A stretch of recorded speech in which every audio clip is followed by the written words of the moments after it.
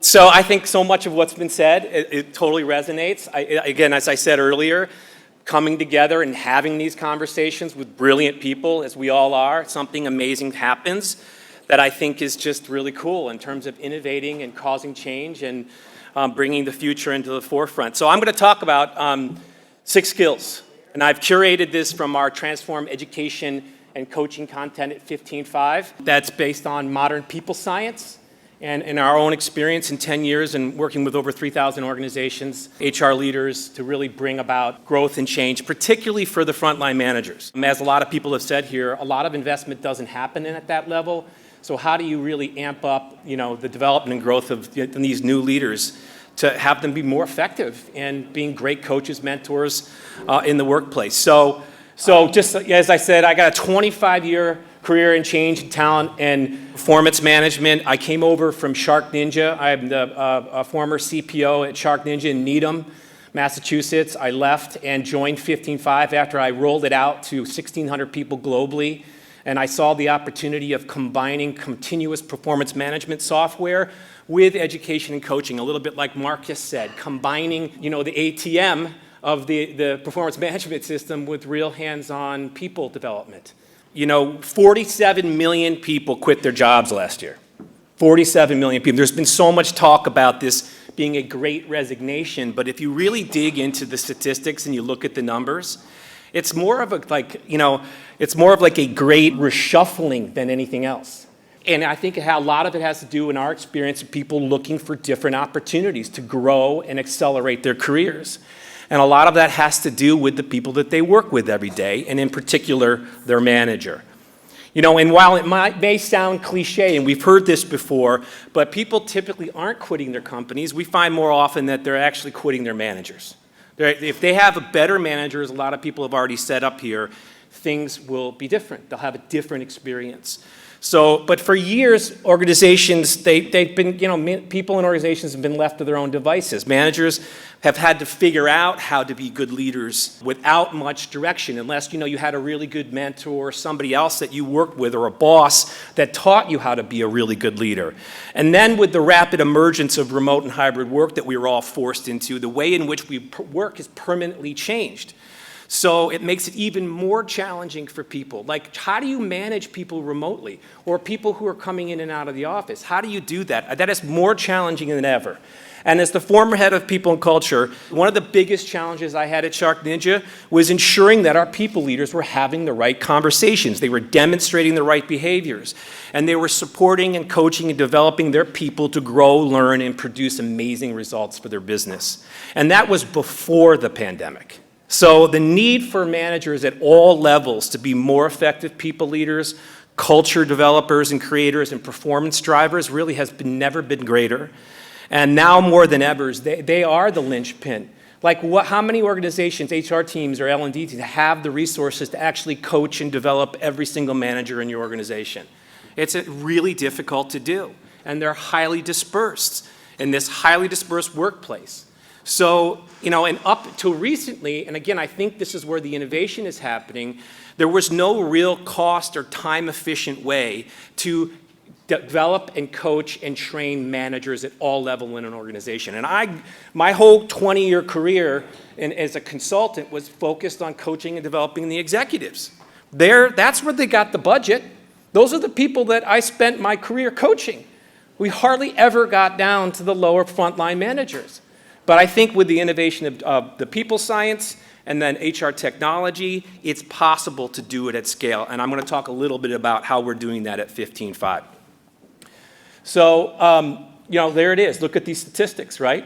They don't quit their job. 40%. Career growth, learning, development is among the most important factors. $223 billion lost in the past 5 years. So I'm going to talk about 6 skills, okay? One, and these are curated from our online learning content, our Transform Education coaching. We also do live. Be vulnerable first and often. Create role clarity through clear performance agreements. Support meaningful and aligned career growth. Give more positive feedback than negative feedback. Use observations over judgments when giving feedback. And number 6, start one-on-ones with 5 minutes of relating to strengthen the relationships. okay? Some of these may sound pretty straightforward and basic, but let's get into it. So be vulnerable first and often. So what do we mean by that? Our approach, we call it at 15.5 best self-management, and it centers around caring about both the person and their performance. So that care factor. And as Eileen said up here earlier, a persistent myth in the workplace is that our work self and our life self or our personal self are separate somehow. Like, the myth tells us that how we show up professionally and personally are distinct, and that they can be turned on and off just in our minds depending on wherever we're located. But in reality, it's all one life, right? I'm one whole person. I am wherever I go. And this does not mean that we shouldn't say that create boundaries and respect people's boundaries. And as leaders and managers, we really need to do that, right? But what it does say is that who we are at work is going to have a direct impact at who we are at home, and vice versa. Just as that we are in life, it's going to have an impact on who we are at work. They're inseparable. They're indissolubly linked. So the opportunity for us is really to see work and life as being one whole together. And we call it work-life integration. I like work-life harmony better. Like, how do we have it all work? Because work is a significant part of our life. So it has to really work. And we have to work on that. And, Adam Grant says, if you think you have to trust someone to be vulnerable, you have it backwards. Vulnerability comes first. It builds trust. So this is about the power of building relationships. Some people talked about this earlier, on the foundation of psychological safety. Especially as a leader and manager, we have to set the example for vulnerability before our people will feel comfortable and authentic and being trusting in us as leaders and managers. Personally, I focus on this as actually one of the best ways for me to feel trusted by my team, as well as for them to feel safe with me and with each other. So how do I feel safe as a leader? Well, I set the standard. I know that I have to set the standard with my team. I have to make the point to share myself personally and often in all of my meetings whenever possible. And in fact, I start out all my weekly meetings this way. I share something, I open it up, I share something about myself, what's happening in my life, what I'm dealing with. Could be personal about my family, some issues or challenges, the good, bad, and ugly, it doesn't matter. And I can literally feel the difference with my team when I do that. I can see the shift in the environment, and it comes back to me and how they share, what they say, and how they open up. And I do that literally every week. So being open and vulnerable as a leader, I think, as we all know, is one of the most important elements in building strong relationships. We call it relational mastery, and how critical that is to building amazing teams. A powerful team dynamic that leads to growth and high levels of performance and engagement. That's got to be a part of the equation. So number 2, create clear role and performance agreements. So what is a performance agreement? Let's talk about that. According to Gallup, only 50% of employees know what's expected of them at work. 50%. And managers of these employees tend to be equally unclear about what's expected of them. Yet clearly defined expectations is one of the most basic and fundamental employee needs. And when people know what's expected of them at work, they feel safer, they speak up, they ask questions, they challenge the status quo, they admit mistakes, and they also come up with breakthroughs and innovations. And if that safety, that role clarity isn't present, they won't do that. So role clarity, therefore, is a key mechanism for creating psychological safety in an organization on teams. And even better, I think it's important that we turn those expectations into agreements. A great manager doesn't leave expectations to chance. We don't walk around.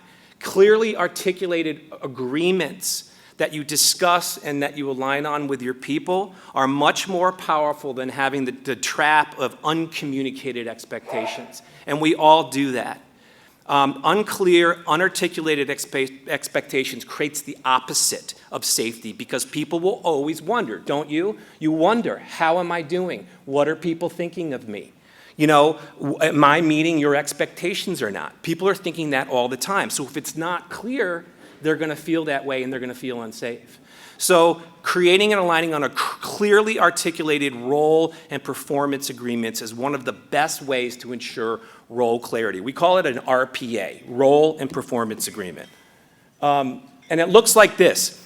When I think about it as a job, we all know job descriptions, but this is a bit of a job description on steroids, right? You add a little more meat to the bones, and it goes like this. So first, obviously, there's the role overview. You got to talk about, what's the purpose and context of their role? What's the responsibilities that this person will be doing in their role? The third, then, I think, is where you get the little bit more meat on the bones, where you're defining longer-term objectives, like listing out what the desired outcomes are and key metrics for success. And this is where having a conversation with the person makes the biggest difference, because you get to define those together. They'll own those outcomes better. And then near-term projects for objectives, also with key metrics for success. And then what are the behaviors or the competencies that people have to demonstrate in terms of their role and to be successful in their role in the company? So these are really, really important. Maybe it takes a little extra work to develop these, but if you do it in conversation with the people, we find that they really are powerful, and people walk around a lot more confident in their ability to actually deliver and make a difference in their roles. Okay, number 3, support meaningful and aligned career growth. Research shows that another big reason why people leave their companies is because, 1, they don't like the work they're doing. 2, they don't feel they're growing in their careers. Or 3, they feel that their strengths are misunderstood and they're being underutilized. Have any of you left a job for any one of those reasons? It could be all of them. It could be one of them. I was at a company for 20 years, and it got to a point where I still loved the work that I was doing, but I no longer felt that I was growing in my career, and my strengths were not being fully leveraged in the way that was satisfying to me. And I thought I was going to stay there for life. So I ended up feeling greatly underutilized and not being able to grow. And I made probably one of the toughest decisions in my life to leave the company and my career quick. And it was scary, right? I didn't know what was going to happen. But I knew I had to make that move because these factors weren't being met. So therefore, meaningful, aligned career growth with your people, managers need to do this. Managers need to be better.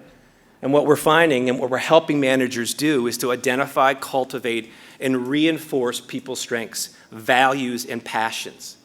As a manager, as a leader, it's your job, actually, to help people discover their strengths, to help them align their work with their values and what they're really passionate about.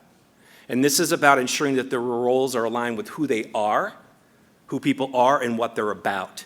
And if done well, team members will be much more motivated and engaged. And the research shows delivering meaningful results and deeply satisfied with their jobs and not going anywhere. So I spent many years. How many of you spent years? I spent years figuring out and developing my strengths, even before they even called them strengths. We were working on weaknesses. And I also had clear understanding of my values now. And I'm passionate about the work that I'm doing. And that hasn't come easy. Much of this has been self-discovery and trial and error, or a few great leaders and managers that I've had in my career. And this is at this point in my career now, I'm at the age of 53 now, who's counting? I'm in a job that allows me to leverage my strengths to the fullest, with a company whose values I'm 100% aligned with my own, and a business that allows me to focus all my efforts on the outcomes and impact that I'm most deeply passionate about. And it has taken me years. It doesn't need to take that long. If you have great leaders who get this and understand this, great managers who could do this at all levels in the organization, it makes a big difference, and it can go a lot faster. And I think we're in the stage where we can do that. So do you know what your strengths, values, and passions are? Is your work aligned personally? Ask yourself that question. It's also a great question to ask your people. Ask your organization. Are they in the roles? These are the conversations that I think ultimately make the biggest difference.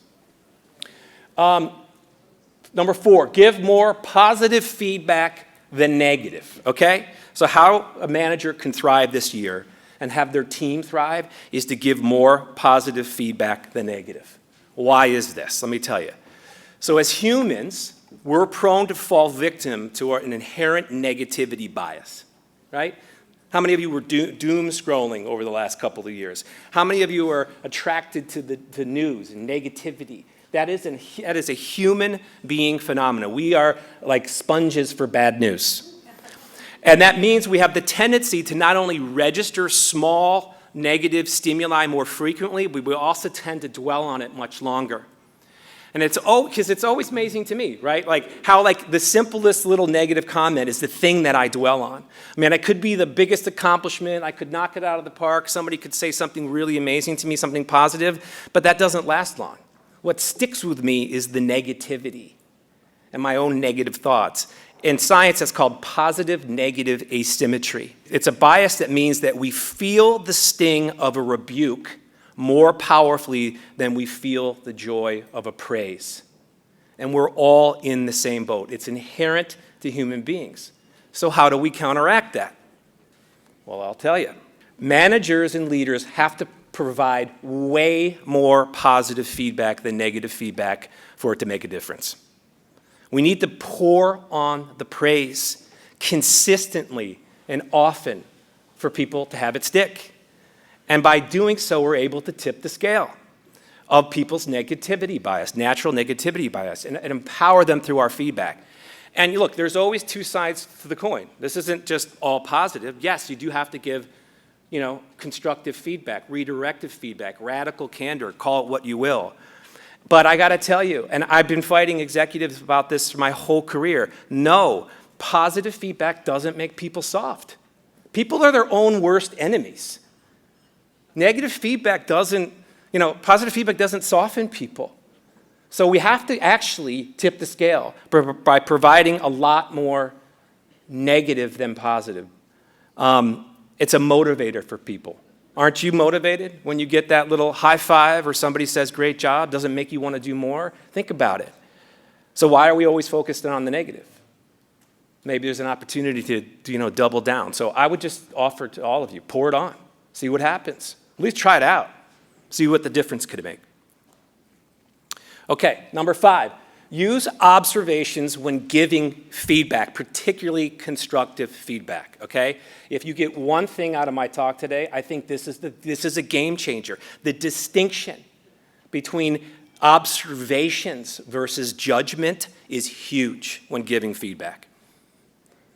So in addition to more positive feedback, we also need to give feedback that redirects certain behaviors that aren't working with people, right? We got to have those tough conversations. Something is amiss, we got to point them in a different direction, and we got to do it in a way that it lands and it works. But have you noticed when you go to sometimes give that redirective feedback, people have a tendency to get defensive. You come to them and they're like, whoa, whoa, whoa, and they're on their heels. Well, what happened? Most often, people's defensiveness is a result of two things. Number one, their inherent negativity bias, right? And number 2, because we tend to present constructive feedback in the form of a judgment. We're all apt to do this. And judgments lead to defensiveness and arguments because they're typically one-sided, disputable, and often labels placed on behaviors that may not be true. So you present me something like that, a judgment, I'm going to argue with you. Naturally, because I don't believe it to be true, or I don't understand what you're saying. So you're presenting it as a judgment, and it puts me on my heels. So an example like this, Taylor, you obviously don't care about the team's performance because you keep missing deadlines. Can you hear the judgment in that? It's pretty harsh, right? How would that make you feel if you were Taylor? And I think we do this more often than not. We might not even know we're doing it. So how do we flip it over? So observation. So an effective redirective feedback conversation often starts with an observation, not a judgment. Managers need to ask themselves, all of us, in preparation, what did I see, hear, or notice? See, hear, or notice. We need to focus on what we observed and include data and examples to help the person understand. Obviously, we've got to do it with care. But we have to work at avoiding judgments. And it's very easy for our inferences, our assumptions about the person or the situation, we need to avoid the tendency to make these inferences. So it may sound like this. Taylor, I've noticed that you've missed deadlines on 3 of the past projects you've been working on. See, there's no judgment in that. Now, she may get defensive anyway, but you can see it's a different conversation. I'm not laying it on her. So the main point is to make sure your feedback is specific and don't rely on broad generalizations, like you never. This would also be good for home, too, in your relationships. Stay focused on sharing specific data and examples and share what you saw, heard, or noticed, and then open up the conversation, okay?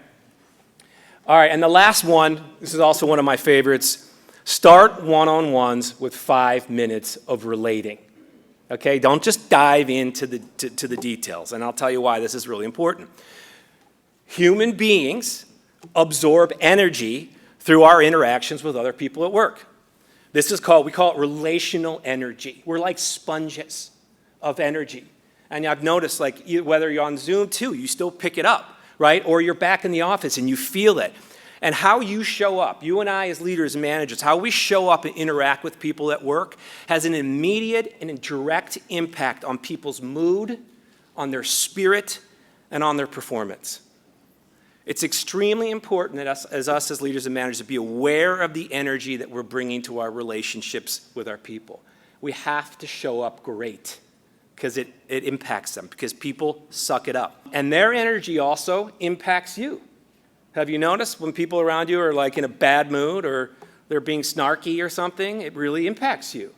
And that's really important. I don't think people understand how important this factor is. I get so much energy from my team, and I know they do from me. So I really have to pay attention and mindful of this dynamic and be responsible for it with ourselves and our teams all of the time. I think this is a prerequisite for being a great manager or leader. You got to know who you are and know who you are for people, and that's easy to forget.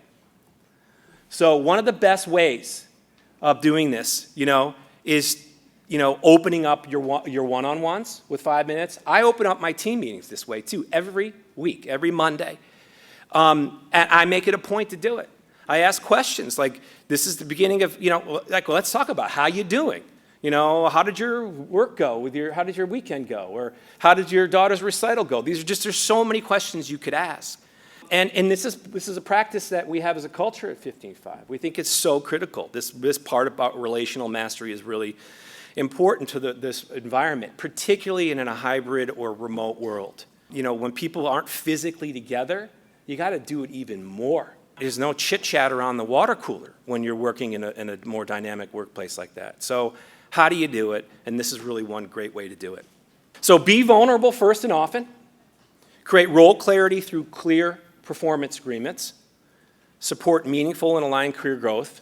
That's strengths, passions, and your values, making sure people's work is aligned with what they really love to do and watch them soar. Give more positive feedback than negative feedback. You have to tip the scale. Negativity bias. You have to overweight that. Use observations over judgments. Careful of the judgment. Share what you saw, heard, or noticed. And then start one-on-ones with 5 minutes of relating, or even your team meetings. Try that out and see what happens. 5 minutes. That's all you need. You can go longer if you want, but it'll make a big difference in terms of the depth and the connection in your relationship with people and creating psychological safety and trust on your teams. So I want to talk a little bit, for years, again, managers at all levels, particularly new managers, have typically been thrown into the deep end to try to figure out how to be a good leader or manager. But times have changed. HR leaders no longer have to parcel out their resources to the select few that their L&D budget affords. And I think what we're finding in talking to so many HR leaders that the world of work has changed, and the pandemic has accelerated it. And what it's also accelerated is innovation. And through the use of modern people science and technology, you can accelerate the growth and development of your managers at all levels of your organization.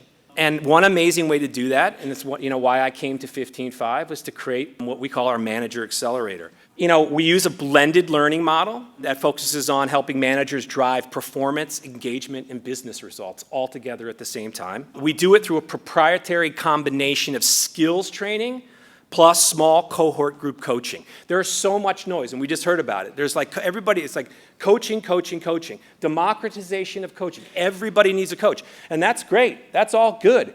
But managers need training. They need skill development. So we've effectively combined, along with our performance management system, skill training plus coaching and support. They need more. And the modern people science-backed skill training is really where it's happening, and how people can, on their teams create, increase effectiveness, growth, and development of their leaders. This is a great way to do it. Our methodology is learn, practice, apply. We do it in the flow of work. Gone are the days of sending people to long programs and fire hosing them with content and hoping to God they come back and know how to implement it. That doesn't work. That's not how adults learn. It's delivered virtually in a much shorter period of time and dramatically reduces the cost and time available to do it. And we do it, a lot of it's just delivered on Zoom. And we break them out, and it's super effective. 2 hours a month, basically, for any manager to go through this skill training and coaching. We tailor it to meet the needs. We figured out how to make sure it's anchored in the values, objectives, and goals of the organization. We have seriously certified, trained coaches who are able to do this. And we do it again in the practice and the flow of work. And we work on what are the most important outcomes for any leader or manager to be effective in today's global, highly dispersed work environment. And we offer 3 solutions: online, hybrid, and live. So there's different ways to do it, as other people said. How you scale it in an organization, you have to focus on different cohorts. I hope that was helpful. I'm open to talk to anybody who wants to talk a little bit more about what we're doing, but I'm really looking forward to the rest of the conference. And thank you very much for your time today.